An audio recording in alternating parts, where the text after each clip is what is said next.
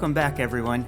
My name is David Wasilewski. I'm the Executive Director of the Vera Institute for Business Ethics here at Duquesne University. And welcome back to our Ethics Vibes podcast series. This one focusing on the ethical tensions facing nonprofits. Our purpose here is to present some challenges facing nonprofits today, and hoping that other nonprofits can learn from our guests' insights and help with ethical challenges that they may be facing. Today, I am very pleased to welcome the president of WQED, Public Broadcasting PBS, Jason Jedlinski. And Jason, thank you so much for being here. My pleasure. It's an honor to have you here. I want to also give thanks to our mutual friend, Millie Myers, for bringing us together and making this all possible, so thank you so much. You know, I grew up watching WQED as a kid and being from Pittsburgh.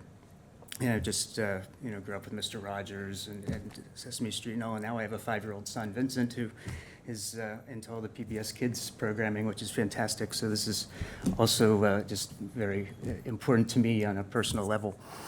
So maybe to start, you have a very strong public service mission in public broadcasting. And as president of WQED, how do you think about your ethical responsibilities to serve the community, but also with your programming? Yeah, I actually go back to some of my own ethics training in school and the oath of the Athenian city-state, which basically says leave things better than you found it, transmit it to the next generation better than you found it. So I think that overarching guidance really applies to what we're doing in the community, what we're doing with our programming, what we're doing as a steward of the gifts from our viewers and listeners and our neighbors. It really is to just promote learning and the things that, as you noted, Fred Rogers taught us about listening to each other more than we speak, and some of the other good practices of just being a good person. So is Daniel Tiger. That's right. That's right. So it is. I think that's the easy part, is being guided by making things better. So before you worked for WQED, you were in the for-profit sector. How are the differences in the ethical challenges and ethical responsibilities between not-for-profit and for-profit? The nature of running an operation or a business is surprisingly similar. I think there's not as steep a learning curve or a transition as people may think going from one to the other, or at least the way I've approached it and the way our board has asked me to approach it. It's still a business, right? So, Right. What I've found very refreshing is we can really pursue our mission to connect and educate and help enrich the community without some of the artificial pressures that come along especially the publicly traded businesses where I've worked, quarterly dividends and everything else like that. So instead of being so focused on page views at a newspaper publisher, or video views at a TV broadcaster, or the average CPM, cost per meal or cost per thousand of ad buys, I'm able to say, are we helping more families take advantage of the libraries in their community? Are we connecting more kids and families with music at the symphony and the opera and other ensembles? It just feels like a purer yardstick or metric than some of the things that I've managed to before. And did it help you run the nonprofit? Did it help you run WQED, your lessons from for-profit? Absolutely. And I think especially at a time where nonprofits are facing sort of unprecedented funding challenges with the current federal government, the frugality that was beaten into me through publicly traded companies is actually something that, I think nonprofits have a reputation of being, sort of broke or underfunded or scrimping by. I found that myself and a few colleagues and former colleagues I've recruited from the private sector are actually stingier, if you will, than most nonprofits are. So I think the don't hire until it hurts and some of the other axioms that mentors had drilled into me at big public companies have actually helped us weather some of the financial storms. So let's go there. I know it's a sensitive issue, but what funding challenges are you facing, and how are you overcoming them? Sure. So Congress rescinded previously approved and appropriated funding for the Corporation for Public Broadcasting. So since 1968, the Corporation for Public Broadcasting has given hundreds of millions of dollars a year to local radio stations, local television stations. Those in turn were paid as dues to networks like PBS and NPR that then paid show creators, Daniel Tiger's Neighborhood among them. So the first, I think, misnomer was that Congress was never writing a check to PBS and NPR. It was to local community nonprofits that in turn pooled their money together to create syndicated programming. But all of that went away, and the law that established that back in 1968 purposely pre-funded it to avoid federal influence. So this was money that intentionally was appropriated 24 plus months in advance that was then pulled back. So we were in a position where for us at WQED, it was about 11% of our revenue went away overnight. Another 10% or so came from grants from the Department of Education, National Endowment for the Humanities, National Endowment for the Arts. Those funds also taken back. And to be clear, this happened and affected nonprofits across the sector. Sure. We saw a couple $1 million at WQED, but the Carnegie Museums here in Pittsburgh, I was at a breakfast where an email came through and the president said, well, we just lost $5 million that we had a signed grant agreement for, right? So the scale is much broader than our institution. But we've weathered that by making some necessary decisions in terms of what we could afford and making sure we stayed in the black and didn't run a deficit, and appealing to the community that our organization was founded entirely by community support. PPG donated our first building. Westinghouse donated an antenna. There was a capital contribution from the Ford Foundation, but the entire operating budget was mostly driven by door-to-door donations solicited by students with tin cans asking for $2 a household. And the whole premise was beautiful. Yeah, it is. And that's what I mean about it's so pure. I've always believed in the work I've done, but it's just so much simpler here, right? There's not a lot of, well, we do this in part to do this, and it's all ultimately to, make a dividend. I never got past the fact that my first kind of real full-time job in college was at a TV station, a local NBC affiliate in Syracuse, and my paychecks came from the Alabama Teachers Pension and Retirement System because they owned very high margin, profitable TV stations, Sure. right? And so that paycheck was a reminder of what this all was in service of as I was a novice TV producer and journalist. But to go back to the funding, we were always funded by the community. This idea of public media began as an experiment in Pittsburgh where the mayor, later governor of Pennsylvania, lobbied the FCC to say, we need to reserve some of this spectrum, these airwaves, for non-commercial uses. And Pittsburgh was the first city in the country that said, what if we, the people, owned a TV station? What would we do with this technology?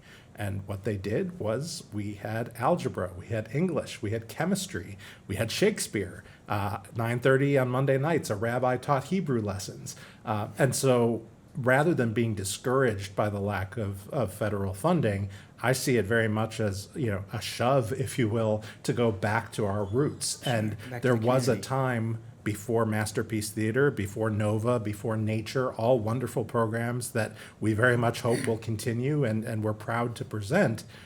But there was a time before all that where it was all Pittsburgh all the time, and that's not such a bad thing. Antiques Roadshow? Yep. 30 years. Every Monday, I love that. It's so soothing.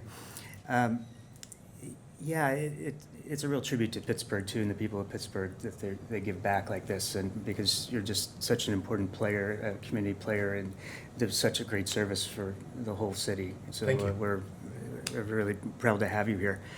Now, sort of relatedly, you're faced with a lot of government regulations and FCC rules and everything. How do you maintain your editorial independence and make creative programming faced with some of the regulatory constraints? Yeah, I think they're, not to oversimplify it, but I think some of philosophy and ethics comes back to very simple maxims, and do the right thing applies. I mean, unfortunately, we're in a situation right now where stations that are abiding by the regulations and doing the right things are facing very expensive investigations and scrutiny that are unwarranted and just politically driven. Fortunately, we're not in that situation, but the rules basically are,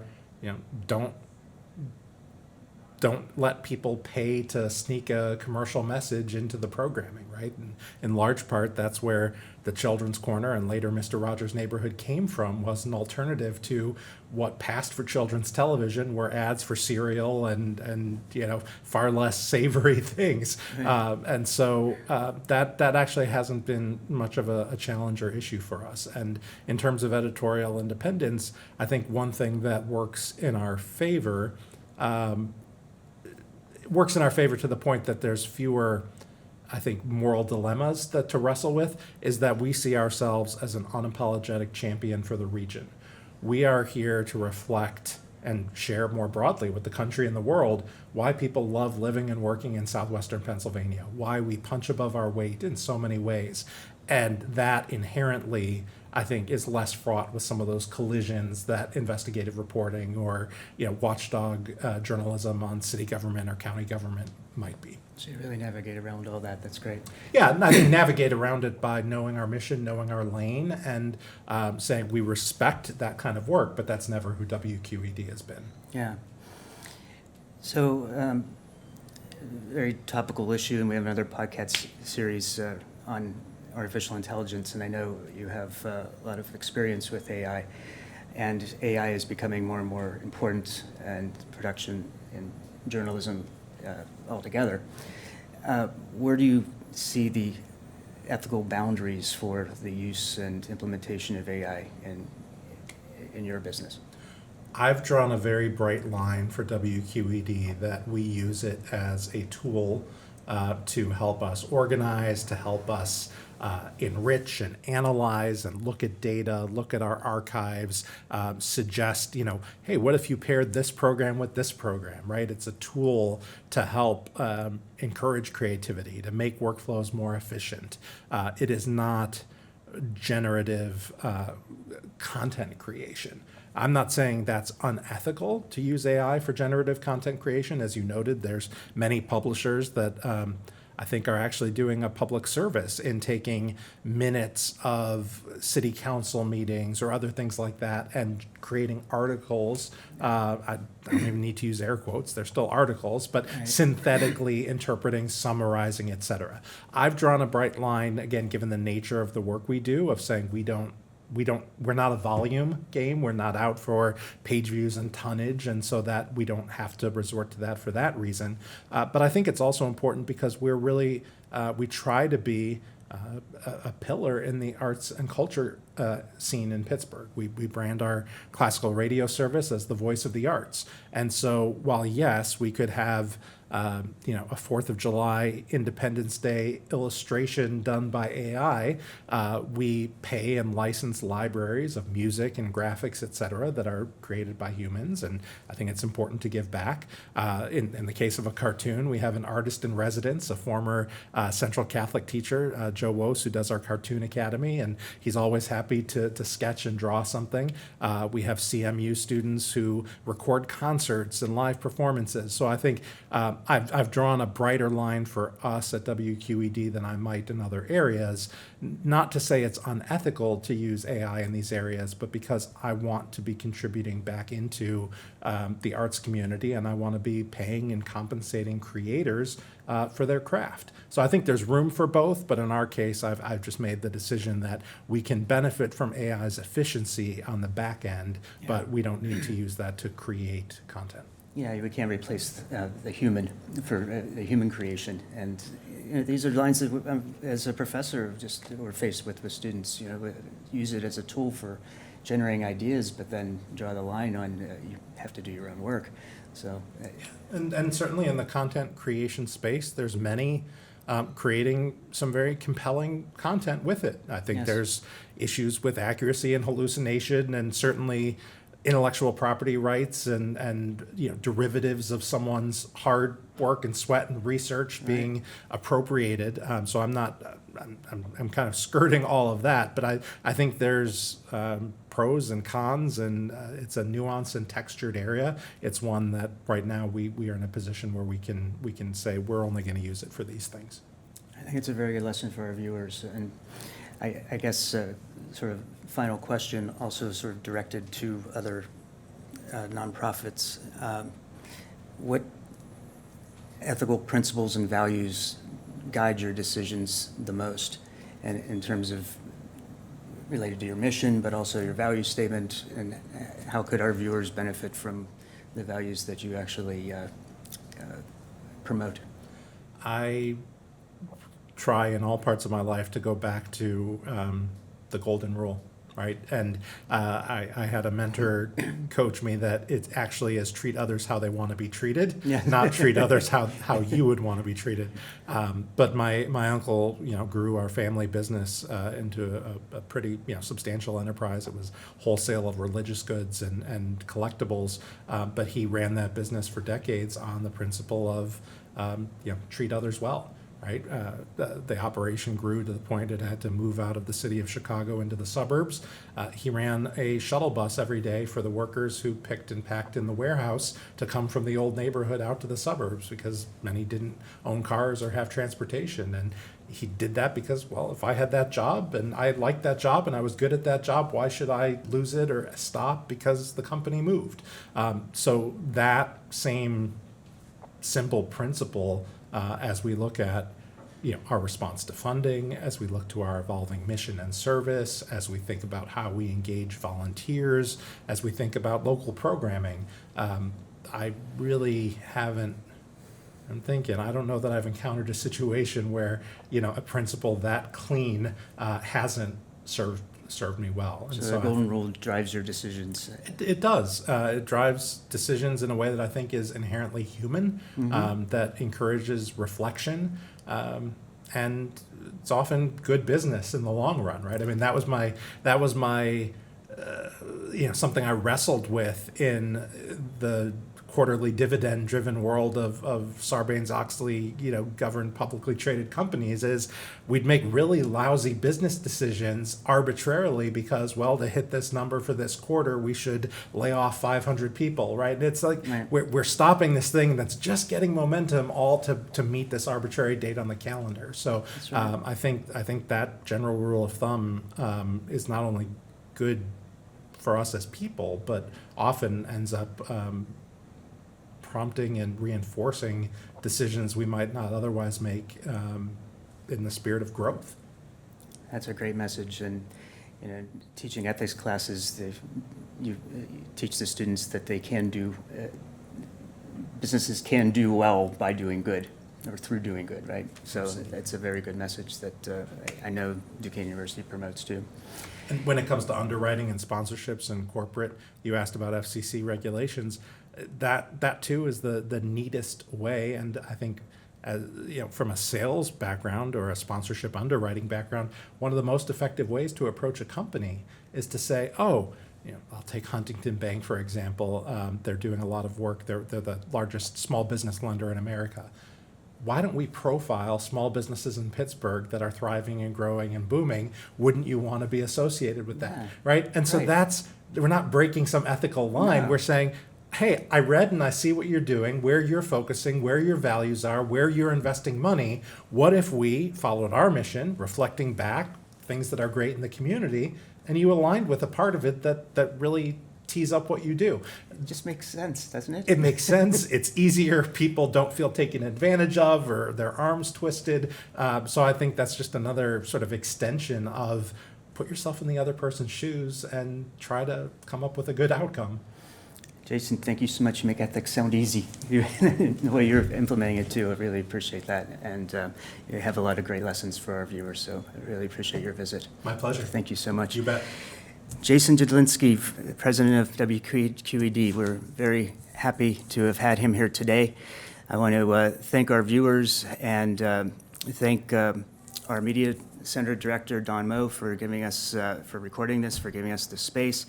and also my production team at Duquesne, Tricia Brancolini, and Andrew Cummings for helping edit and produce these podcasts. So please stay tuned for our next podcast in our series, Ethical Tensions Facing Nonprofits, sponsored by the Vera Institute for Business Ethics.